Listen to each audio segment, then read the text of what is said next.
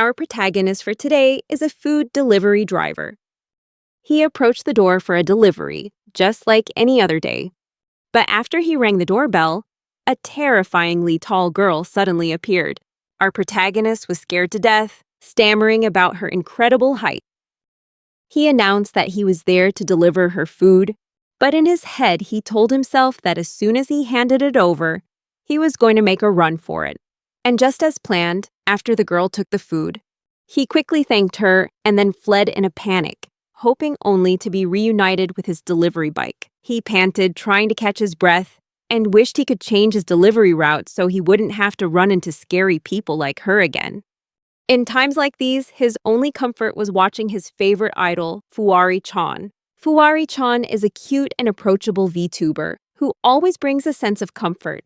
Our protagonist loves watching her, and every time he does, his mood improves. In his miserable state, he turned to her to feel better. Suddenly, Fuwari asked her viewers if there was anything in their lives they wanted to overcome. She shared that she herself is extremely shy in real life and wishes she could overcome her social anxiety. Another viewer commented that she communicates just fine with everyone during her live streams. Fuwari explained that she only feels comfortable talking in the online world. Then she said that with so many fans supporting her, she can't keep running away forever. And with a warm smile, she expressed her desire to be able to communicate in the real world. Her heartfelt words made our protagonist blush. Just then, a notification from the delivery app chimed, announcing that the scary girl from before had just placed another order. He couldn't help but wonder if she was calling to complain, but despite his fear, he reluctantly returned to her apartment. This time, he resolved to make the delivery with a smile and not run away. However, when he arrived, he was surprised to see the girl already standing right outside her door, waiting for him. Clenching his fists for courage, he bowed his head and thanked her for using the delivery app. But when the girl spoke, he was absolutely stunned. She thanked him for taking the time to deliver the food. In that moment, our protagonist put the pieces together and realized her voice was identical to his favorite idols, Fuwari-chan. After the delivery is complete, we see the scary girl. She explains that she was so nervous, wondering how long it had been since she last spoke to someone. Still, she was happy she could talk to the delivery guy, because he always does such a good job. Even so, she admitted she wishes she could talk to him more. After opening her food, she happily enjoys her meal, revealing that she eats at least 5 meals a day. Man, I wish I had enough money to eat like that. The next day, our protagonist is making another delivery to the scary girl's apartment. She suddenly appeared, making him once again exclaim how tall and scary she is. He nervously wondered why she was staring at him like that. He guessed it was probably because he'd been trying to avoid her recently, after realizing she looked exactly like his favorite idol, from her appearance down to her voice. In his mind, he even thought to himself, could she really be Fuwari-chan? Suddenly, she moved in close, bringing her face right up to his. His soul immediately left his body in fear. After that incident, he convinced himself that he was mistaken. He concluded that his brain had probably made the girl look like Fuwari-chan. As a defense mechanism to soothe his anxiety, quickly he put the food down and prepared to run away. But the girl suddenly grabbed his hand, nearly breaking it. He screamed in fear, certain that he was about to be killed. However, in a trembling voice, she began to speak. She explained that she was terrible at communicating with others. It was so bad that she hadn't had any direct contact with anyone for months. But she went on to say that she was truly happy to see a smile. She even added that he always placed a paper liner under the food container so it wouldn't get dirty. Not only that, her food was always delivered intact and extremely quickly. After hearing this, the main character realized that the girl hadn't been angry or hated him at all. In fact, she was just looking for a chance to talk. In his mind, this girl was trying her best, just like his favorite idol, Fuwari-chan. The girl continued, saying she wanted to try her best to step out of her comfort zone, and she hoped to get his help. The main character blushed at her determination and said that even if she wasn't Fuwari-chan, it didn't matter. After seeing this, he wanted to support her in any way he could. Then she suddenly shouted, saying she wanted him to be her conversation partner and was willing to pay any amount if he agreed, leaving him completely shocked. He didn't understand how things had escalated to this point, but feeling pressured at that moment, he agreed to do it. The scene shifts to the past, one day earlier, when the scary girl was determined to make the main character her conversation partner. The first part of her plan was to approach him naturally, starting by talking about the weather and maybe inviting him in for tea. She blushed with pride over her plan, and throughout the day, she told herself she could do it as long as she followed the plan she'd laid out. And so, we return to the present. Finally, the moment arrived. But she failed and ended up glaring at him angrily because she was too nervous to know what to say.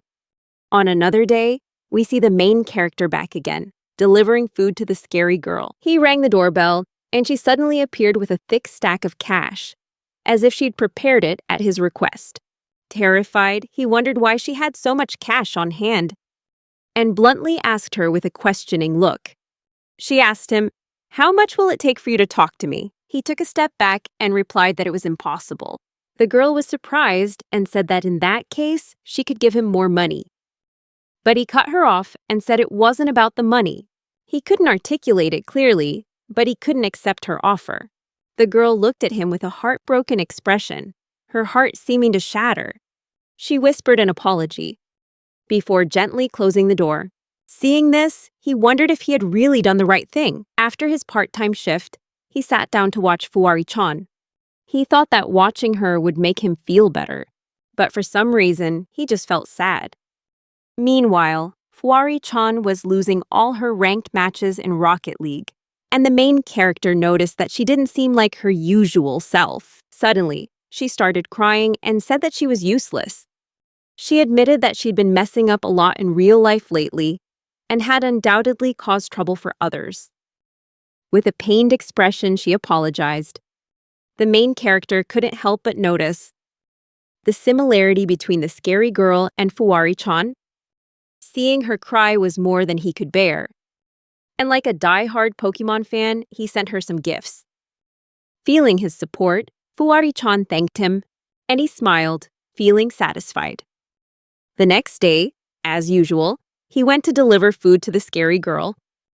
But this time, she had left a note asking him to just leave the food at the door. Seeing this, he strengthened his resolve and approached the door to talk to her. He said that it was completely fine if she refused to talk to him, but he wanted to explain that the reason he refused the money was because he didn't think it was the right thing to do. And like a true man, he asserted that he wouldn't take her money, but he would still be her conversation partner. The girl suddenly opened the door, surprising him, and asked if he really didn't want to take the money. He confirmed it, and a little anxiously, she asked if he would really talk to her. The main character, with determination, replied, "Yes, I'd be glad to." And she began to cry with happiness. With that, she invited him inside for breakfast, saying they could chat while they ate. As the main character walked past her to go inside, he couldn't help but feel intimidated by her terrifying height. He had a bad feeling about this, and wondered if it was like in those drama movies, where the main character gets lured into a house and killed. But all his worries intensified when the girl accidentally tripped and fell on top of him, then looked at him with an angry glare. She apologized, but the main character noticed a piece of paper sticking out. He was about to reach for it, but she somehow stopped him by using her chest, sending him to the ground like Max Holloway did to Justin Gaethje. Some time passed, and the two were eating their boxed meals. And she apologized again for tripping and falling on him. In his head, he couldn't believe his imagination had run so wild with those thoughts, and he felt ridiculous for thinking she was going to kill him. The girl continued to explain about the piece of paper he was about to take earlier, and it turned out to be a script. She explained that she used to be a voice actress. He couldn't believe it and thought to himself, that's why she has such an amazing voice. He complimented her, saying how cool that was, and asked why she didn't do that job anymore. But with a dejected look on her face, she replied that a job like that wasn't for someone like her.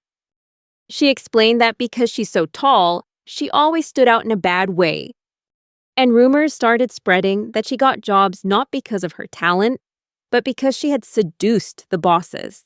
Because of that, she became afraid of people looking at her and became even more self-conscious, thinking that a monster like her didn't deserve that kind of job. In his head, the main character thought that she was actually very beautiful, and that those rumors were definitely just born out of jealousy. He understood how she felt. Because he had been bullied for his short height since he was a kid, he clenched his fists and said that he really loves her voice. Thinking about Fuwari-chan, he realized that whenever he felt down, her streams always helped him get through it. And when he heard the scary girl's voice, he found it just as cute as Fuwari-chan's. Her voice was clear yet powerful, a little high-pitched. It was the kind of voice that cheered him up whenever he felt down. He yelled, saying that her voice was something he could truly embrace.